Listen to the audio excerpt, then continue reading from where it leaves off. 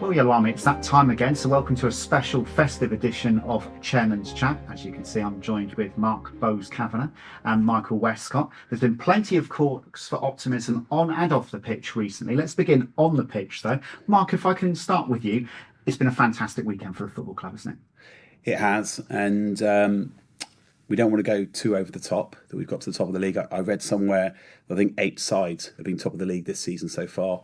There's only a few points from going from top to maybe 8th. However, we should be very pleased with where we are in the season. We've come a long way since those dark days in February. We're really pleased the way the side has improved over the last couple of months. I think we're unbeaten since October the 26th. Style of football, I think seeing some of the young players, I thought that performance on Saturday was full of maturity and professionalism, especially the second half display. So overall, very, very pleased. I think the team's coming together. I think Paul's doing a wonderful job with the help of Neil as well. Yeah. So we're really, really, really pleased. And as I say, let's hope we can get a bumper crowd here on Saturday for the Hemel game, and let's see if we can consolidate our position. Obviously, don't want to get too carried away too quickly, but we're approaching the midway point. I'm sure if you'd said to anyone that would be top of the table at the midway point or near enough, I think we all would have taken it. And it's important that we do enjoy moments like this, because it hasn't been a great time recently leading up until the takeover, is it? Yeah, we've got to be pragmatic. We know that this is a very, very tough league. But, in life, when you get these moments, you've got to enjoy them as well. And we all know on Saturday, the environment in this whole football club was incredible after the game. Whether you're in the Cove, whether you're in the Suites, whether you're in the Girls' Nest, whether you're in Boots or just in the stadium and went home, it was an incredible atmosphere. Me and Michael were looking at each other when we were 2-0 up near the end, and we heard the pop stand started cheering, and we heard them saying, "We are top of the league, we are top of the league." And I had goose pimples, got goose pimples now, even thinking about it. And it was like the last day of the football season, and they'd realised that obviously Enfield had scored a goal against Western and we'd gone top. So I think they're lovely moments. But, we've been involved in businesses and things like that, and we're very pragmatic about the approach. I think it's something to be really, really happy about, but we've just got to get things into realistic terms, not put any pressure on the team, and just see if we can consolidate where we are. But, Paul and his team should be very, very proud of where they are at this part of the season. Michael, I'm sure you echo this sentiment. Oh, God. I mean, absolutely. And I think I remember one of our chairman's chat, maybe the very first one, where we talked about wanting Playmore to be everyone's happy place again. And I have to say, those last 10 minutes of the Western-Supermare game in that monsoon was some of the best atmosphere I think I've witnessed here at Playmore for a number of years. Probably not since that weird COVID semi-final Notts County game. Came close to it, but that was still a bit odd because we're all socially distanced. And to me, the last 10 minutes of, the 12th man, the crowd dragging us across the line against Western-Supermare and the explosion of noise after full time. And as I said, the atmosphere here on Saturday was absolutely fantastic. And yeah, it puts a lump in your throat. That's exactly what we wanted to set out to achieve, to create this feel-good family atmosphere back again, where the fans are clearly enjoying being here, getting right behind the team. And the appreciation that people are showing for Paul is, we look at each other, we just feel we've made such a good decision with Paul. And he's doing a fantastic job. And the only other thing I'd probably add on the playing side is, I think Paul's careful recruitment is now showing how effective that's been. I think the additions of Jordan Young and Jordan Thomas have added that little bit of quality that I think Paul needed. And that that our defence has always been solid. We think we've got the best back four in the league, and some depth there too. But of course, we've got a bit more creativity now. And now it's allowed Paul more options and changes the way he plays. And now we're starting to see goals being scored. So I think, we couldn't ask for more really. So we're actually thrilled with where we are, aren't we? Yeah, and some of the lineups, we started off 3-5-2. You could argue sometimes it's 5-3-2, but we've moved now to 4-3-3 a little bit, but we can swap through games. So as again, I said it before, a lot of maturity in the squad now, and Paul's done an incredible job with the players. And like Michael just said, the new players coming in have bedded in very, very quickly. We've been a little bit lucky with injuries. I know that the backroom team that we spoke to Paul yesterday. He's been really, really pleased with that, the way the rehab's been going, and Regan and Mike Edwards with some of the training, etc. So it doesn't just happen on Saturdays and Tuesdays. It's down to a very strong manager and a very good team, and we're very, very proud of them. Mentioned about luck with injuries, it's something that we've not been blessed with in recent seasons. Obviously, I've recently mentioned the rehab team behind the scenes are doing a great job as well. Also mentioned about the recruitment, and I think there's no doubt at all that the players that have been brought in recently, the likes of Jordan Thomas, Jordan Young, have taken things up a gear. Can I just ask, what are the plans for further recruitment? What if there is an injury crisis or something like that, or what if we do need a little bit more to get over the line? Is there still room for it? Because we have also emphasised the importance of being sustainable. Exactly. So we have a playing budget, and Paul knows that playing budget. All the board know that playing budget, and we'll look at things month on month. Obviously, there are players who maybe we'll send out on loan, etc., who are not getting games at the moment, and that's in the interest of the football club and for the players themselves. And obviously, we're already aware that we're quite heavily dependent on Cody, so there might be some changes there in terms of what we need to do. But never say never. But we are working within a budget, and like we said, we've got the sustainable model that we want to achieve. But we also are very keen to give Paul the most competitive team that he can have going into the new year as well. So the board, as you've already seen, are very, very strategic in their approach and the players that we need. And if Paul comes to us with a player that we require, then we'll look at that on its merits, on the basis of the playing squad, and whether we have to send players out to balance up that budget as such. But we are aware, and there are conversations going on about certain players, and making sure as well that we do our best with the players who aren't getting games as well, how we can keep them still fresh, etc., and obviously help them with their careers as well.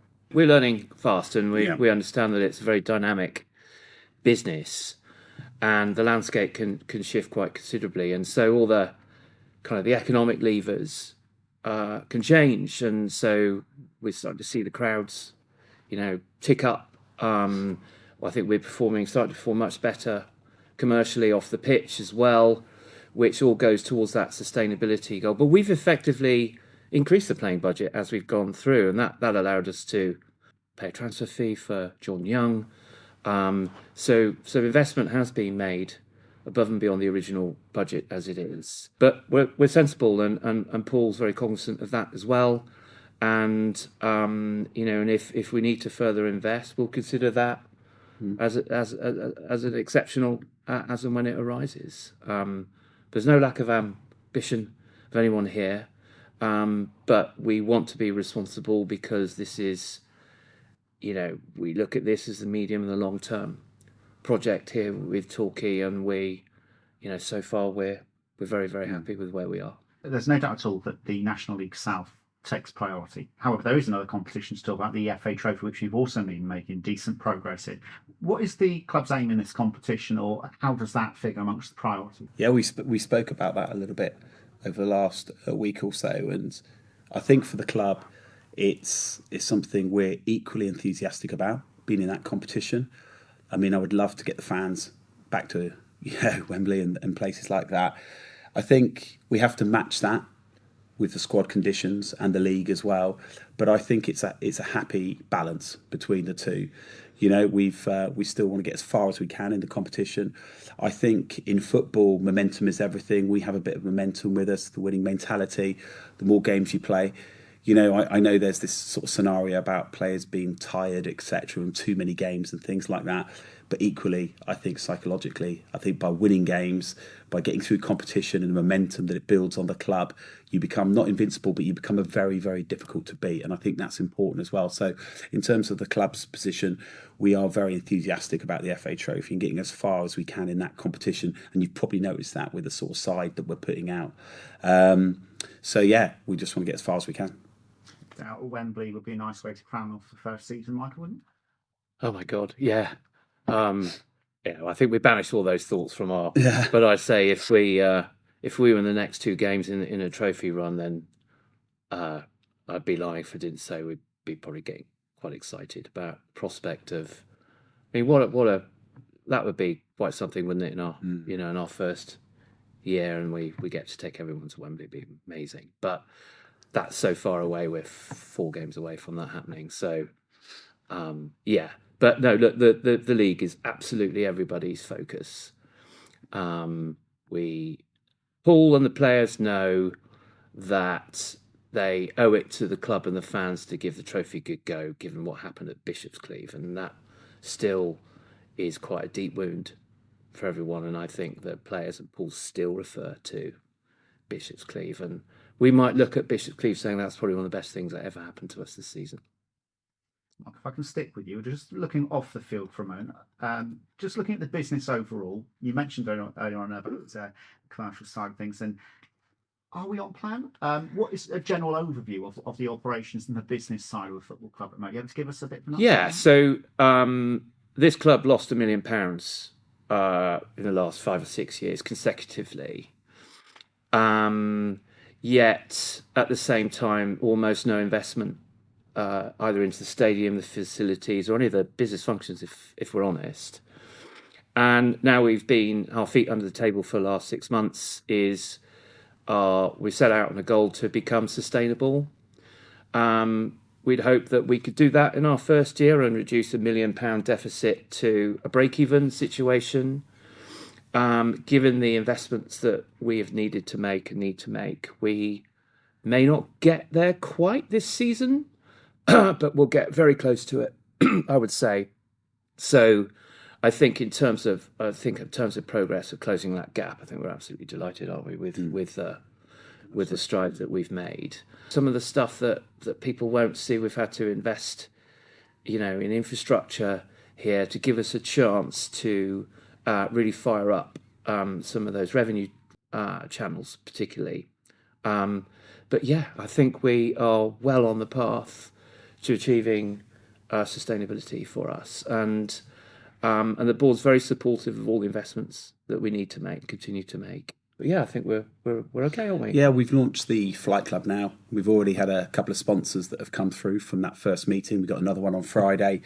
We're very keen, as we've said before, to work with our sponsors in the community and see how we can help them. That's working quite well. You'll see changes, obviously, you've seen in the Sweets and in the Cove at the moment, and obviously Boots. We've got high hopes for that as well for the future in doing more during the week. And we said before, our previous Chairman's Chats, having a 365-day club.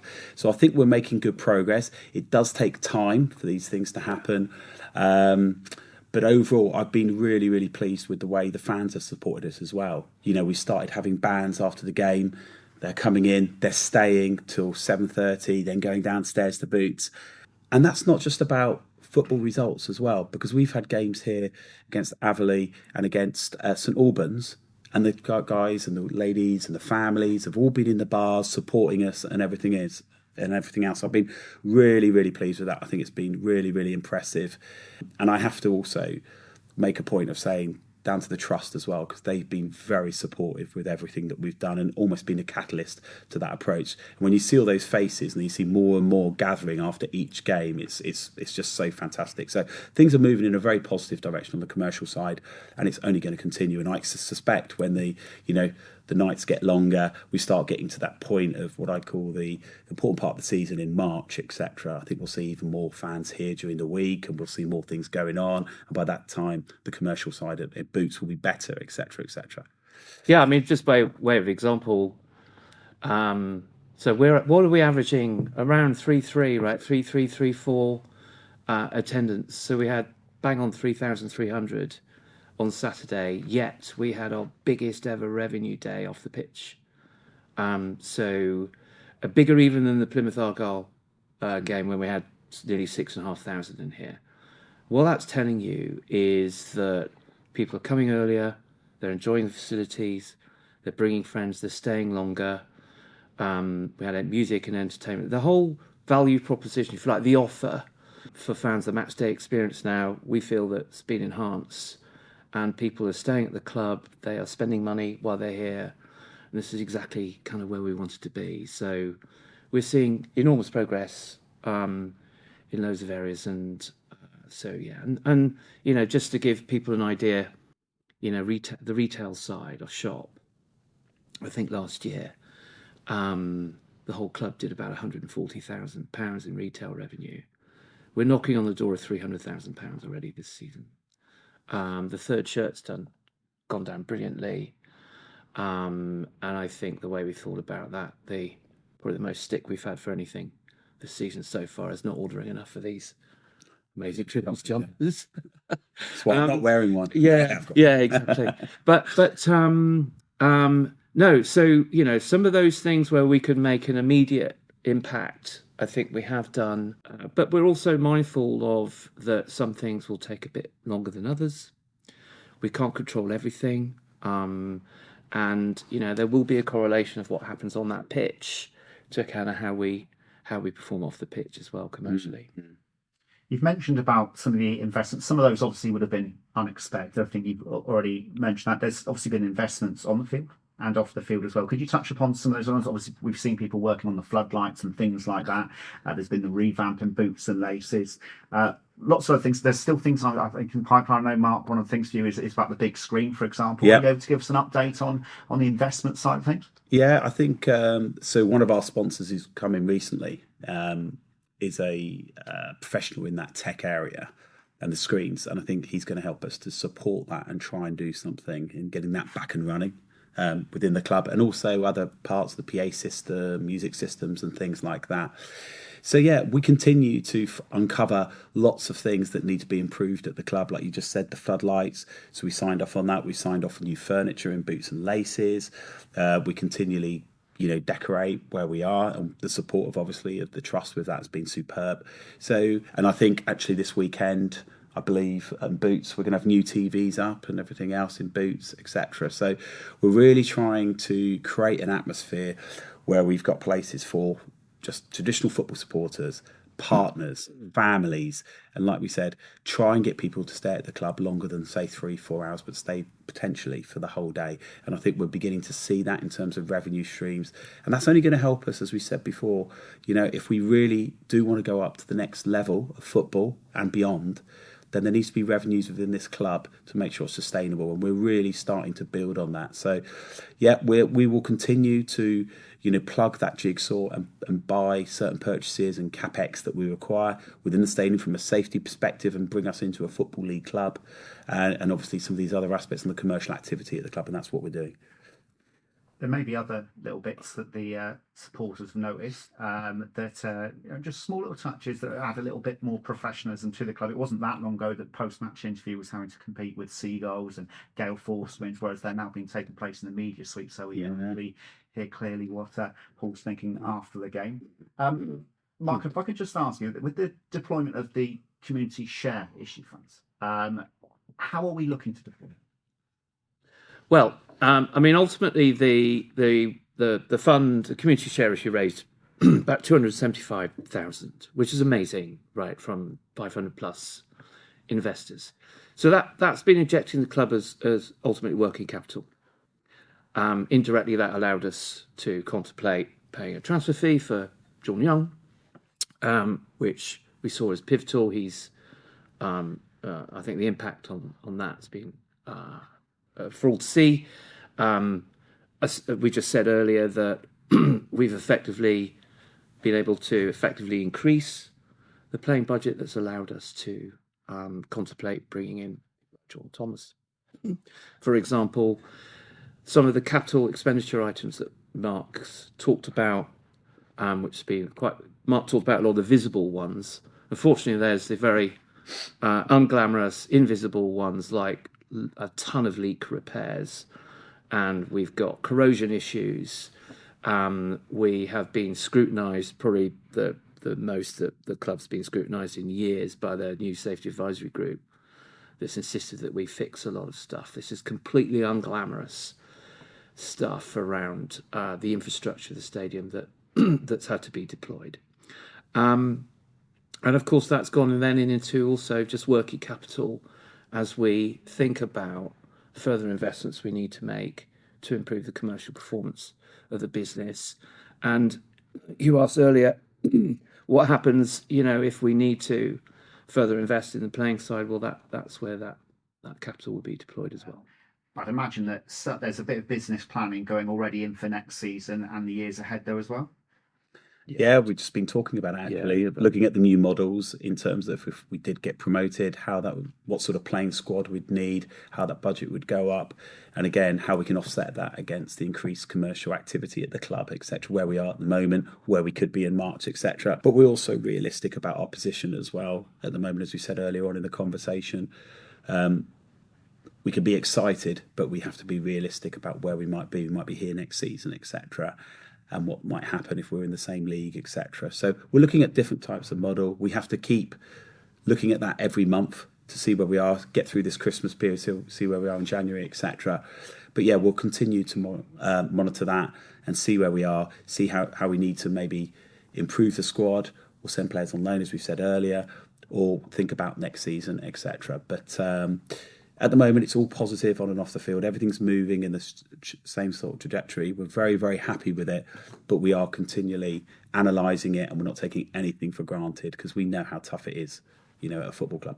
We had a board meeting last night, actually, and we sat down. Mark and I just sat down with Joe Lovell for the last couple of hours as well, talking about how when we come back after Christmas, we'll be at the halfway point. Then he's modelling out scenarios for the balance of this season, but also they're modelling 2 scenarios of how we should start thinking about sort of March onwards, either in preparation of another season here in National League South or a season in the National League.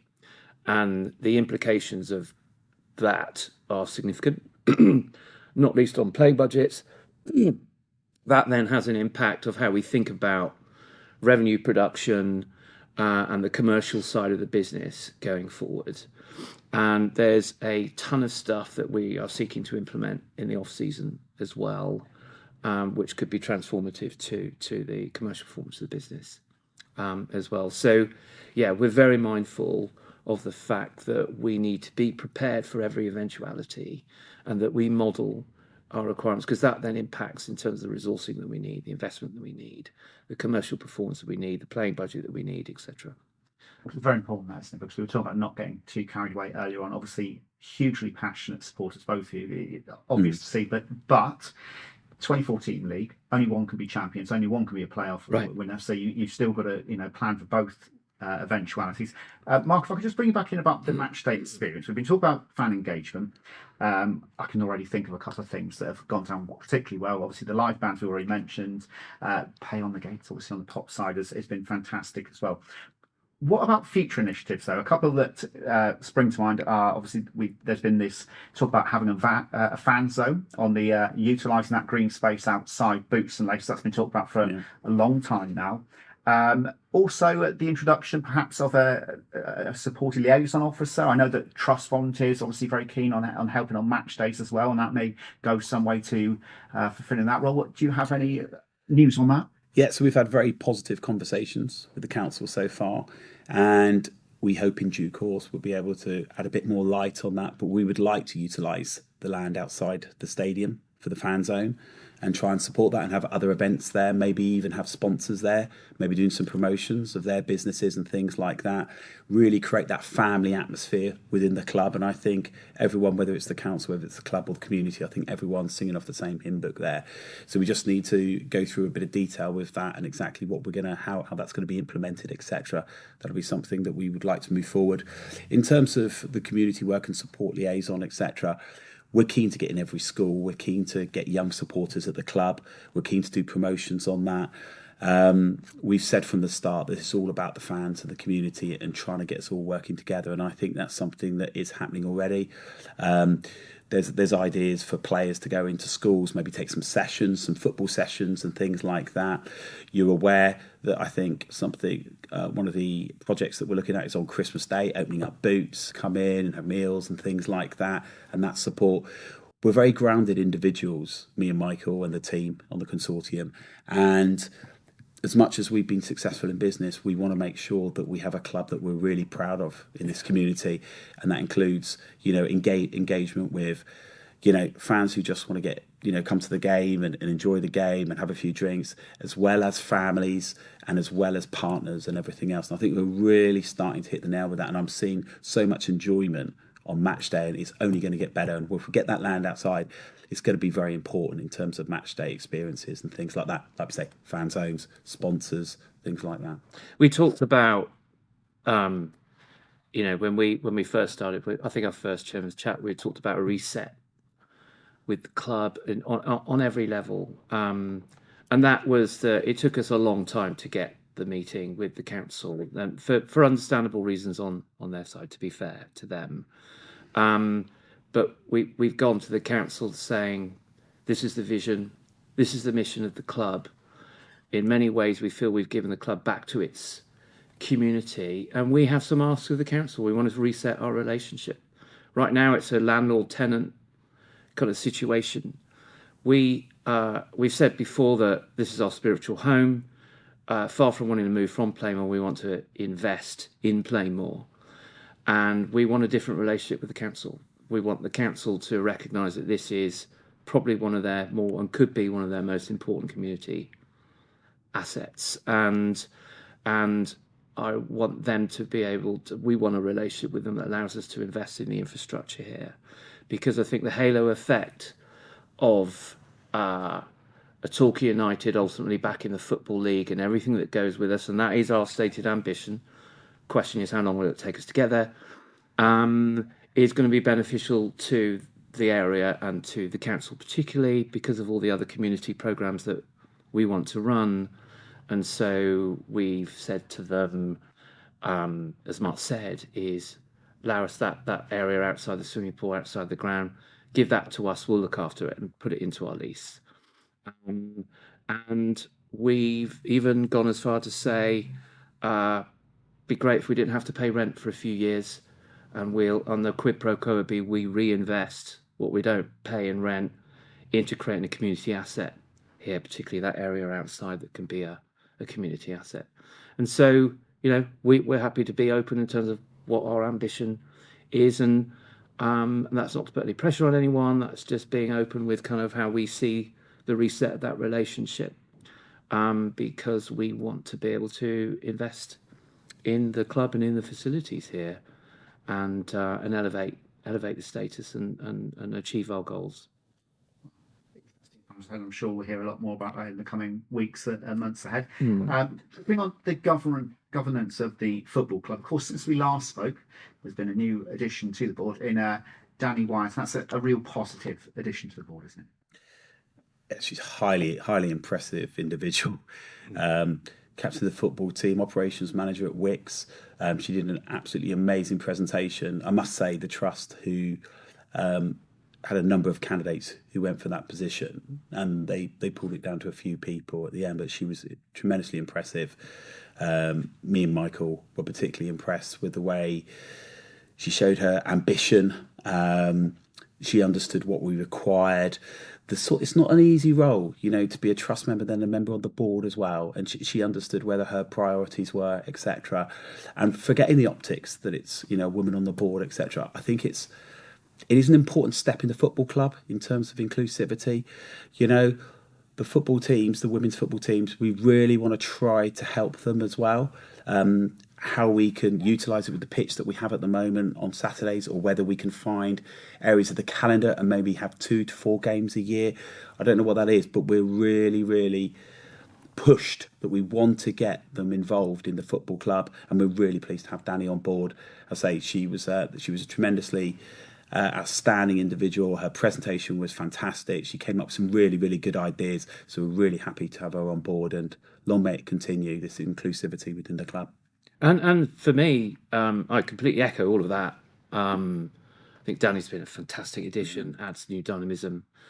But she's 30 years old, and she represents a cohort of fans as well. Remember, she's a fan, she's a lifelong fan too. So she massively ticks the box for me on that perspective, because everyone on our board, first and foremost, are all Torquay fans, which is fantastic.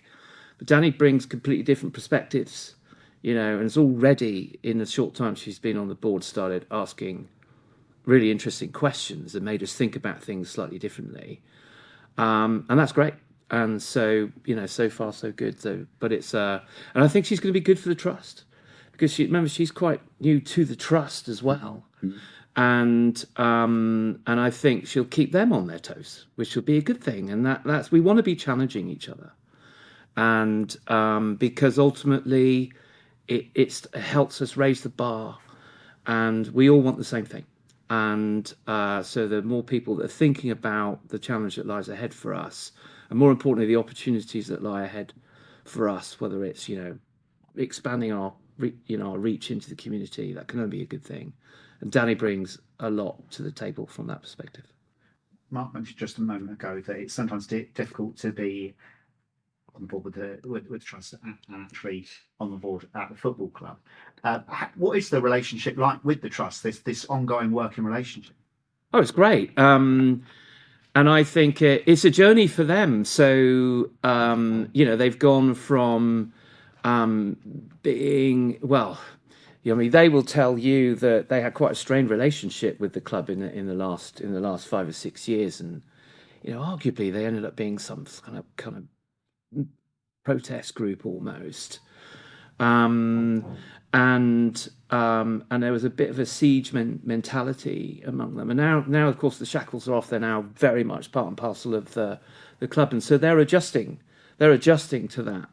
Now that they've got their, the supporters' trust is the single largest shareholder, actually, and so I think they are on this journey now of understanding kind of that comes with some responsibilities, and we as the consortium particularly want to lean into everything that the trust can bring to the table, not least their 1,200 members, but want to really use them as an advisory group to help steer the club in the direction that the supporters want us to go. Remember that we serve at the pleasure of our supporters fundamentally, and that being now a supporter-led and supporter-owned football club, we've got a great set of dynamics with them.